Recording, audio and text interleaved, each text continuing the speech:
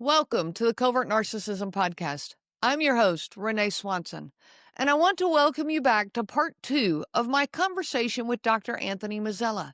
If you missed part 1, last week's episode, I highly encourage you to start there. We laid a very powerful foundation for unpacking shame, where it comes from, how it distorts our sense of self, and why it's so often misunderstood, especially in the context of covert narcissistic abuse. Today, we are shifting gears to talk about guilt, what it is, how it's different from shame, and why so many survivors carry guilt that was never truly theirs. Dr. Mazzella helps us to explore how guilt can be both a signal of conscience and a weapon used against us. We will talk about how guilt is internalized, how it gets tangled up with trauma, and what it takes to start letting go of the guilt that keeps us stuck. This is a powerful and liberating conversation, so let's pick it up where we left off. So looking at the other side of this, what is guilt? So guilt so remember the first place we started with shame was that it starts very early in life. Now, typically, and I love to hear your theory on guilt as well as we get into that, Renee. But guilt starts a little bit later. And the research shows this too. So from a psychodynamic lens, guilt arises from a conflict between internalized values. So that's good. So you're internalizing the values. This is what we call in my field, like the superego, like the sort of part of your brain or your mind that looks over to see if you're meeting certain morals and values and expectations. And there's a conflict, right? And that's why there's guilt. So you have internalized something good, morals and values. And then there's a conflict with one's own wishes, actions, thoughts, or behaviors, right? So you're not being exposed. It's not like your sense of self is so worthless, but it's that you're violating your own internal standard, which is good because now you have an internal standard, you see? Or here's the second definition of it, and we could zoom in on these as we go along. So that's the first one is you're violating some inner standard. And the second one is you're causing harm to somebody that you care about. So guilt says, I did something wrong, and I care about the impact of my action and what it did to you, Renee, let's say in this example, right? Or a man lashes out against his wife, and he says things that are intentionally hurtful, let's say, right? But when he steps back and he reflects on it, he says, that I hurt my wife, and this is somebody that I love and I care about them. And this is not a good feeling. So then what I need to do, and he'll have a conflict because I'm so angry at her because of the way she did this, but I love her and she didn't deserve this kind of treatment. So guilt emerges then from seeing that conflict and then wanting to what we could call repair the damage that you've created. So that's sort of a few different ways to look at guilt. And I'm curious to hear how you think of it or if this sounds familiar to you at all. Very much so. Yeah, I think of guilt as, unlike shame, I think of guilt as being a feeling that Hmm. is a driving feeling that motivates us to repair, fix, restore, any of those kind of, that direction. Whereas shame, like we talked about earlier, becomes more of an experience and more of an identity based. I don't think of guilt as being that. Guilt is more tied to our actions or our behaviors or even the thoughts we have, but it is then inside we are assessing whether we believe that what we did was right or wrong. Yes. We're not assessing whether I'm a good or bad person. I'm not Yeah. assessing my identity, but I'm assessing that action, that behavior, was Yeah. it right or wrong? So now we need to go one step further. This is what differentiates it from shame, because shame, like you could say, I did something wrong, but then what do you do with that? You see, that's the Mhm. critical piece of guilt as well, because guilt is tied to empathy, and that's the ability to manage somebody else's pain. And like I mentioned, and you're saying, the desire to repair it. So Mhm. that's really, so you have to not just apologize, because plenty of people with these narcissistic traits they have no problem apologizing, but nothing changes. So Right. it's not just the apology, it's the acknowledgement that he hurt you, right? Mhm. That in this example, he hurt his wife, right? And then that he's taking the steps to either say, you know what, you're right. You mentioned that I tend to become quite angry and belligerent when I'm drinking. I think I need to deal with my drinking. Or maybe I need to deal with my aggressive behavior and I need to talk to somebody. See, now that's a reparative effort. It's not just saying I'm sorry and this won't happen again. That's not enough. And guilt, it goes, Mhm. that's healthy guilt, by the way. Mhm. It goes a Yes. little bit further than that. Yeah. And Yeah. that's why it's a developmental achievement and it happens later, just so you know, than shame, because now you're able to recognize the other person as separate from you, which many people with these narcissistic characteristics who have shame and narcissism are like, they go hand in hand, as Mhm. we mentioned earlier. But when there's shame and narcissism, there's no other, there's no separate Mhm. other. Mhm. You feel like your sense of worth has collapsed, but that has nothing to do with somebody else or Right. repairing the fact that you hurt them. Yeah, go ahead, Right, please. and you don't know how to repair. Like, people who are Yeah. trapped in that, they can't get to, it's like they can't get to the next stage, okay, of emotional growth, emotional development, emotional maturity. And like what you're saying, guilt definitely, often at least, motivates towards repair. Okay, Yes. healthy guilt. Healthy guilt will motivate you towards not just apologies, like you said, but change behavior and growth. Whereas, so guilt, I think of as being a motivating emotion, a motivating experience, Mhm. whereas shame is the complete opposite of that.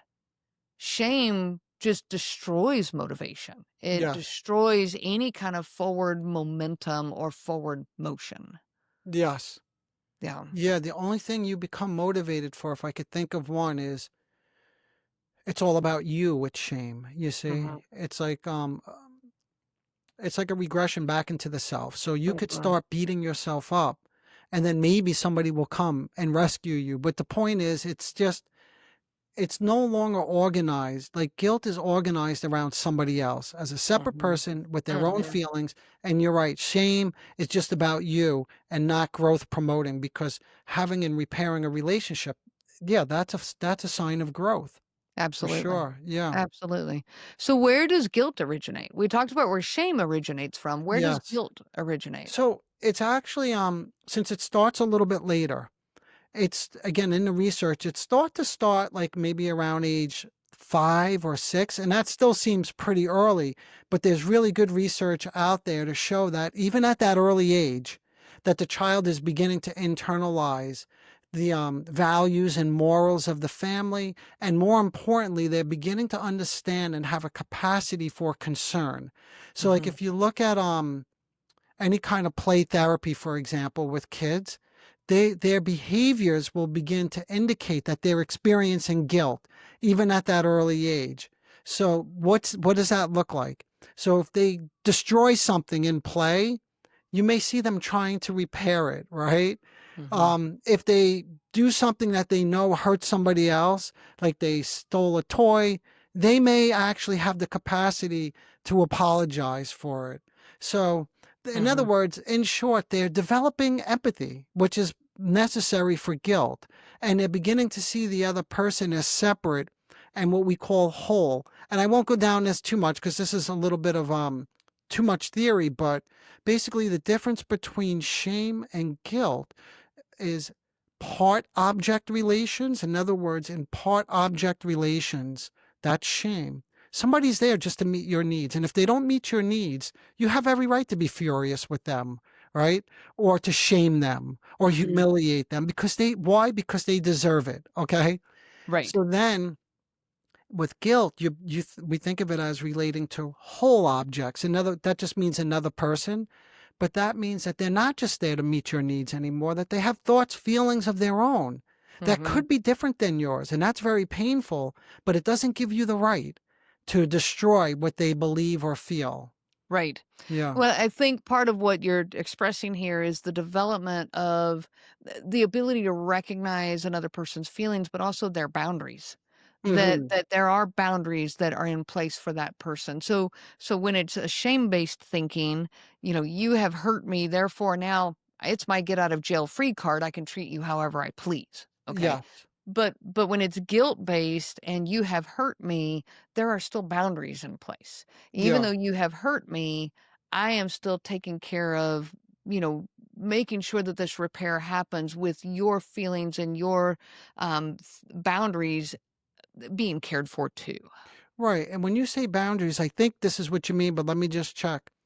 The boundary is between self and other. In other words, there's another person. It's not a merged, or to use your Hmm. word from earlier, like enmeshed or codependent relationship. So a boundary doesn't mean I'm holding you at a distance, but it's that I respect where I end and you begin. So there were Absolutely. two people in the relationship instead of just one. Yes, Okay. absolutely. Yeah. I've got an analogy that I use a lot with if you draw up a circle inside a circle, so it looks like an egg and a yolk. Hmm. And a child growing up, that yolk is the child's identity is completely consumed in the parent's identity. Hmm. Okay, any Hmm. child, they go where mom and dad go, they like what they like, they do the things that they do, and then as they form into their own person, the two circles start to separate. So now we have like a Venn diagram where you've Hmm. got two circles that overlap some.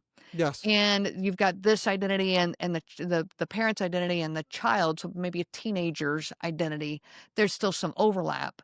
And then as we come into healthy adulthood, we have two circles, and that being each other's identities, and those are the boundaries that you get to exist, like what you said, is yourself. I recognize where I stop and you start. Hmm. Okay, those are the boundaries that are separated.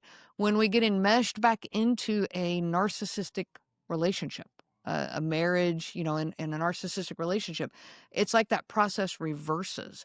It becomes a little bit enmeshed, and ultimately you become, again, the egg and the yolk, and your entire identity is enmeshed within that narcissistic person. And Yeah. so that is what I'm referring to with boundaries, is knowing where I start and stop and where others start and stop. Yeah. I would, can I comment on your Absolutely. okay. So when you Absolutely. get into adulthood, I would just visualize it slightly differently. So instead of two separate sort of boundaried, whatever Circles. Yeah. separate circle, yeah, a sign of healthy development would be that there's a togetherness that does overlap at times, and then a separateness, and that you feel it's a fluidity, in other words, that Yeah. you feel comfortable enough merging at certain moments. Think about sexual intimacy, right? How intense that could get, or Yes. feeling deep empathy for somebody. So you have to have that. You don't want to be too separate. You want to have the fluidity where you could step in, but more importantly, unlike the earlier when you said you regress, but to be able to step out. And Mhm. that's really part of therapy too. The deep sort of psychoanalytic work, a psychodynamic work that I do, it's never that like completely separate image that you described in adulthood. As a good therapist, you have to be able to step in. And I talk about this quite a bit in my podcast, and people really have strong feelings about it, in terms of when you're working with a narcissist. And an example I use quite a bit is the vulnerable narcissist who's living at home and is living like a parasitic life off, living off of his parents. And I always emphasize containment and helping the child, not creating a boundary or kicking him or her out.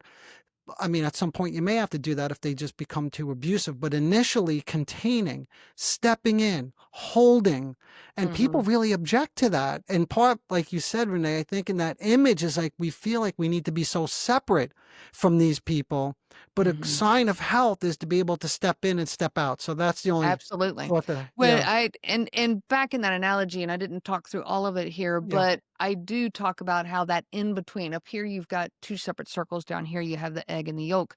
In between is this overlap that yes, it fluctuates. yeah, that's so Sometimes important. it's gonna overlap more than others. Sometimes you feel more connected and other times you don't. Yeah. But that's a healthy space. And by the way, in case anyone's wondering, so how does guilt develop?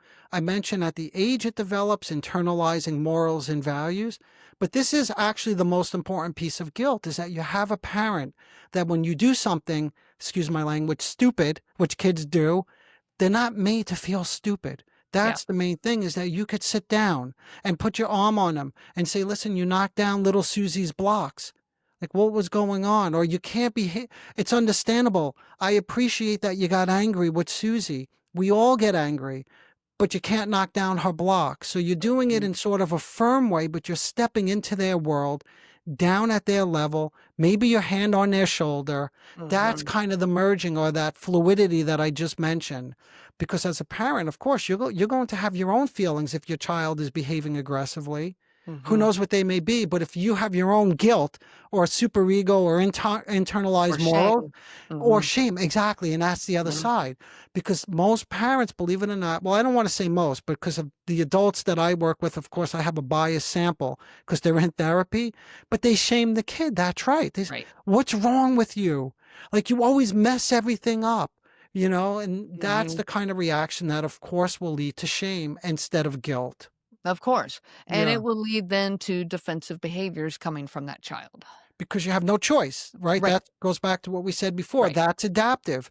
Right. And they're automatic. They're not even thought of. And then in comes all the defenses that go along with shame, which is the splitting and the projection and making other people feel Right. just as humiliated as you once felt, but you don't want to feel again. Right. Right.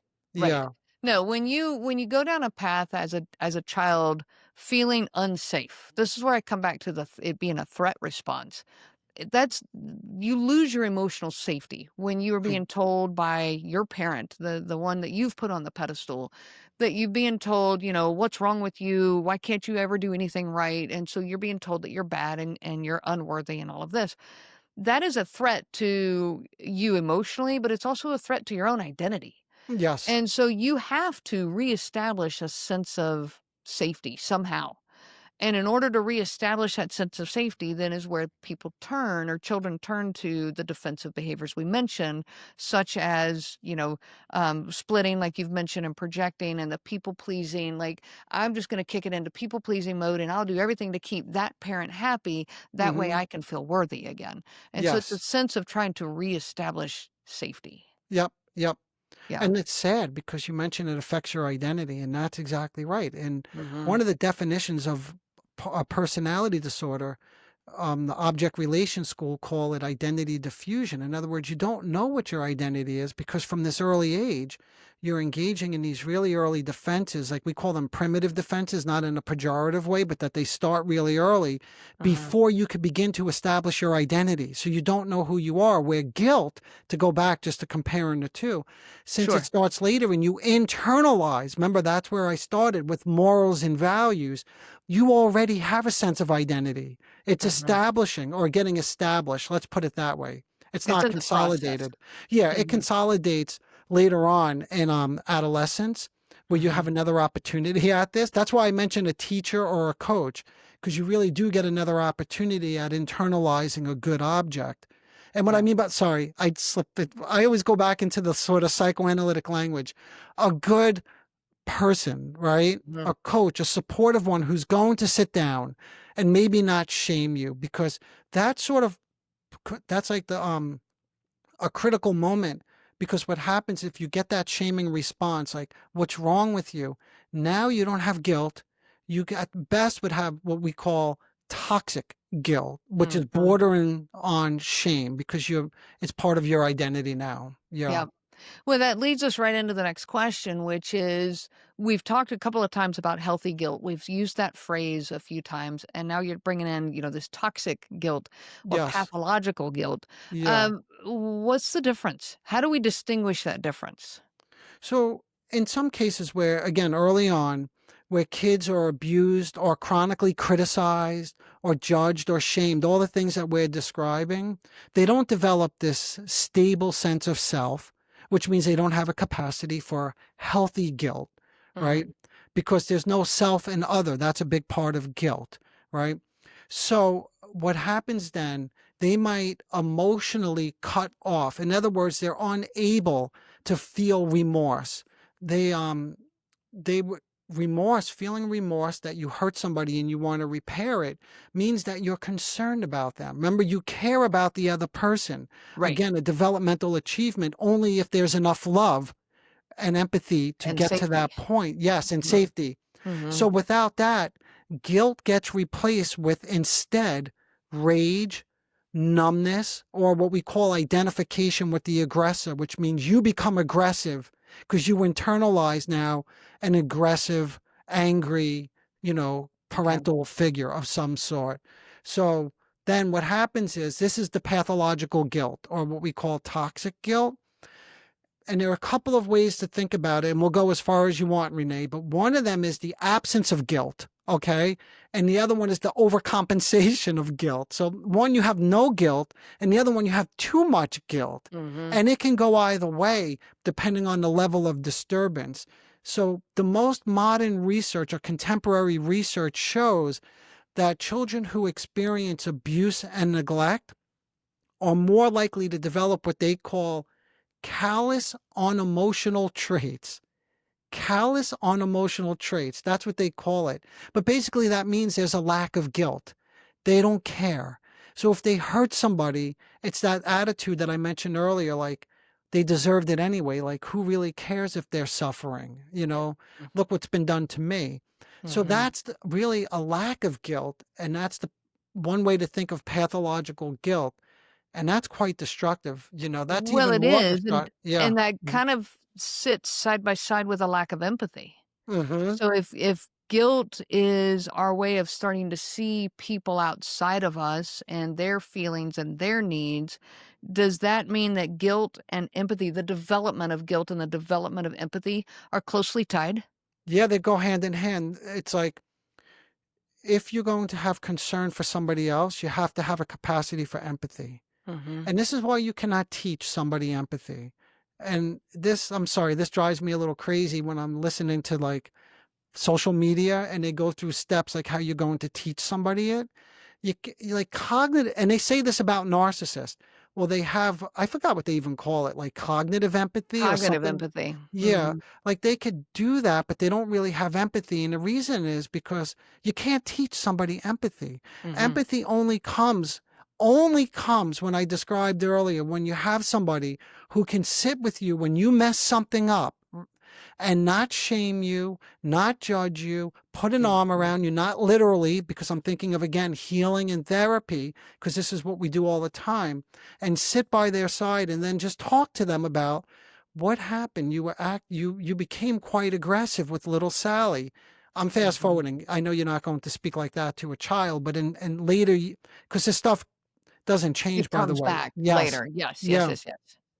Okay. So I'm not teaching them about empathy. Like maybe you need to be a little bit more concerned about Sally, but I'm saying, what happened? You seem to get a little upset with her there, or you acted quite aggressively. Right. Let's talk about that. So there's no shame. And that's like the hug or the warmth that went missing when they were younger. And that Absolutely. upsets a lot of people, by the way, but I wanted to just get it out there, Renee. Well, and then that's okay. Yeah, when I talk about you mentioned cognitive empathy, or what the world is calling cognitive empathy with narcissistically inclined people. I tend to term it performative empathy. Yes. They can Yeah. learn what they're supposed to do. They can learn the Yes. behaviors that they're supposed to have, but that's not going to change what's going on inside of them. Yes, exactly.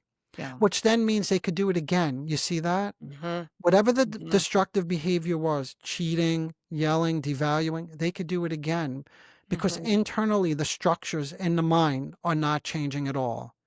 So Right. the only way that changes is not the only way, but one of the ways that I find to be most helpful is what I was just describing a moment ago, is self-other differentiation, the movement from part objects to whole objects. In other words, that someone has a life of their own separate from yours, and that's very upsetting. But then we need to work through what's that like for you, that when your spouse has a different opinion, is there any other way to et cetera? Yeah. You get the Yeah. point. Yeah, Yeah. I do. So is there any difference between pathological guilt and shame? Are those two the same? They're so closely linked, I don't see the difference, but Okay. maybe there is with I think in my mind, I'm always thinking like in terms of treatment or healing. I think that's why I mentioned it several times. I think the process is going to be more or less the same because the issues are going to be the same. Right. If you have pathological guilt, we know somebody's not relating to a whole person. It's a part person who's there just to meet their needs. So in essence, that's going to be the sort of underlying work that needs to get done. And then on top of that, we're not working on guilt directly or empathy, but then they develop a capacity to have more empathy because they can begin to tolerate that somebody is separate from them. Okay. Oh, this is object constancy, by the way. I don't know if you've ever heard of that concept, Mhm. but this is object constancy. Object constancy, it's not just that if somebody disappears, that you can't hold an image of them in mind. It's that when someone disagrees with you, that's part of the definition. And something that you believe in very strongly, someone you love has a different opinion, that you could be curious in their opinion and you could tolerate that level of separateness and know that they still love you and you still love them. See, there's the love again, Right. the relatedness. Yeah. Right. But that would require being able to be vulnerable with that person. Because to Yes. really hear that somebody you love and care about is unhappy with you, for example, Hmm. and not go into shame-based thinking Yes.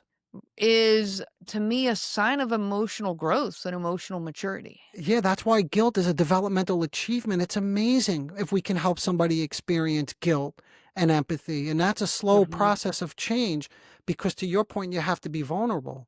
Mhm. And that's really hard for people who have personality disorders, narcissism in particular. Right. Yeah. So a person, demonstrating narcissistic traits does not necessarily make them a narcissistic personality disorder. Yeah, that's right. The There's a way the distinction main there. distinguishing feature that I see, and I've spoken about this a lot, so I won't go into it. It's the structure. It's the grandiose sense of self, that whole omnipotent structure that holds them together. We could call it the false self. Like I Mhm. said, there are different names for it.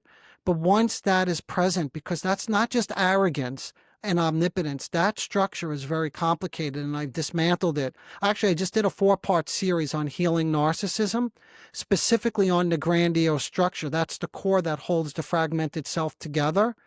So, yeah, Yeah. that's what Yeah. we need to deal with in terms of healing and developing empathy and all the things to get past the shame. Because Yes. you're right. If there's shame, now you're going back to earlier level interventions. You're thinking about the treatment process or the healing process a little differently. Yeah. Yeah, and shame feeds more shame and feeds more shame Oh, because then I'm yes. ashamed of having shame, Yeah. and it can be very much so a very devastating spiral. Yeah, that's why they hide out, right? That's why they Yes. can't participate in groups, or they'll play sport until a point where they're not the best anymore, then they have to quit. Or Mhm. they'll, I don't know, want to graduate top of their class and then they get a bad grade and they're no longer in the top 1 percentile and they give up. There's so Right. many different examples of that, but that's all Right. shame. That's shame. If I Yeah. can't be perfect or if I can't be the best, then I'm a complete failure. Exactly. And that's the splitting again. You just said it, right? That's the dichotomous way of thinking. That's the fragmented self. Either Right. I'm great, idealized, the best, or I'm nothing, unworthy. I'm Yeah. worthless. Yeah. Yeah. Yeah. Okay. Okay.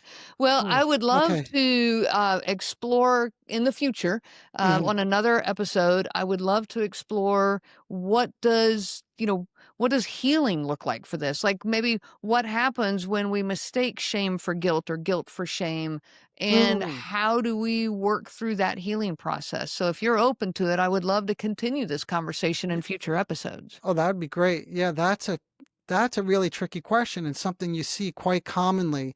I know because I get patients who come to me after failed treatment approaches and they tell me the way their therapist was treating shame and talking to them about it in a way like no shame in your game, like you just have to, it's like more like a motivational speech, and that leaves them feeling unrecognized. You see, again, Yeah. that's actually more wounding than it is healing. But anyway, yes, I would love Yeah. to hear how you think about it, Renee, and I would see if I can contribute anything meaningful as well. Absolutely. No, I love that. I mean, one of the reflections I have made just recently in my own past is where I looked back at my past thinking I was raised, with a lot of guilt. I think I look back now and recognize that it was not guilt, it was shame. Oh, that's amazing. That's really helpful because if we do this part two, which I'm very interested in, what I could do is maybe we could talk about, and I know I can, people who come to me saying, I feel so guilty because, and I'll explain why. But it turns out as we get much closer, it is not guilt. It's not It's guilt. shamed. And that Yeah. it's shame. And that's why they never move beyond it because guilt, remember you said it, it's reparative, it's forward moving. You said it earlier. So Uh-huh. you can move beyond guilt, but shame, you can't. You And can't that move study that past I it. mentioned earlier, about the callousness, they showed that this stuff doesn't change unless there's some kind of intervention, that they grow up not experiencing guilt, but feeling shame instead. Yeah. Well, one of the ways that I encourage people to explore what they're feeling is when they tell me I feel so guilty. I try to get them to be very clear on verbalizing what exactly is it then that you did wrong. Mhm, mhm. What did you do wrong? And if they can't verbalize something, okay, I forgot to take the trash out. And that caused this massive, argument and circular conversation for hours in my home. I'm like, wait a minute. Did the circular conversation come because you forgot to take the trash out? Or did this come because of the environment and the defensiveness in the Mm, relationship that's there? So if I say, I feel so guilty about simple example, but if I feel so guilty about not taking the trash out, I try to get them to really understand, what is it that you did wrong? Is yes. that wrong, or is that just being human, Yeah. That's a wonderful, wonderful approach, and it really ties in nicely something we spoke about earlier when we were thinking about shame, is the unnameable. So what you just said is I try to help them articulate Mhm. in detail what happened, and then what you realize, they may not be able to do that, but that's more commonly shame, because shame oftentimes doesn't have the words to express Yes. itself. So, and Yes. that's part of the treatment as well, or the healing process, is giving it words to get it out of you. Right. Right. Yeah. Which is crucial for healing. I mean, Mhm. awareness is steps 1, 2, 3, 4, 5, 6, and 7 in your healing journey. So all right. Well, Dr. Mazzella, thank you so much for this conversation. I look forward to more, and I just thank you for Yeah. all of the knowledge and all of the awareness that you share. It was my pleasure. I always look forward to talking to you and expanding my own level of awareness too. So thank you, Renee. Well, thank you. And Okay. everyone out there listening, I wish you so much peace on your journey of healing. As we wrap up this powerful two-part conversation with Dr. Anthony Mazzella, I want to thank you for staying with us through such an important and often deeply personal topic. Shame and guilt are complex emotions and experiences that can feel like chains, especially for survivors of covert narcissistic abuse. They distort our self perception, silence our truth, and keep us stuck in cycles of self blame. But as Dr. Mazzella so beautifully illustrated, understanding these emotions is the first step towards releasing them and reclaiming our sense of self. If today's discussion resonated with you, I highly recommend checking out Dr. Mazzella's podcast, Narcissism Decoder.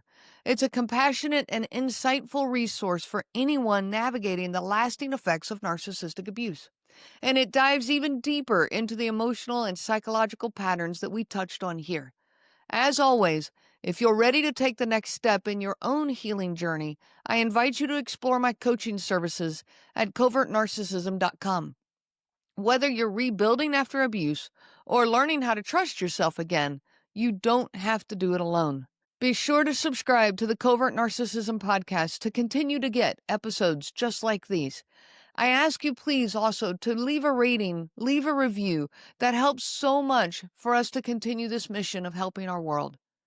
Your story matters, your healing matters, and you deserve to move forward without shame, without guilt, and fully in your truth. Until next time, take care of that heart of yours. You are worthy of peace. And I wish you so much peace on your journey of healing.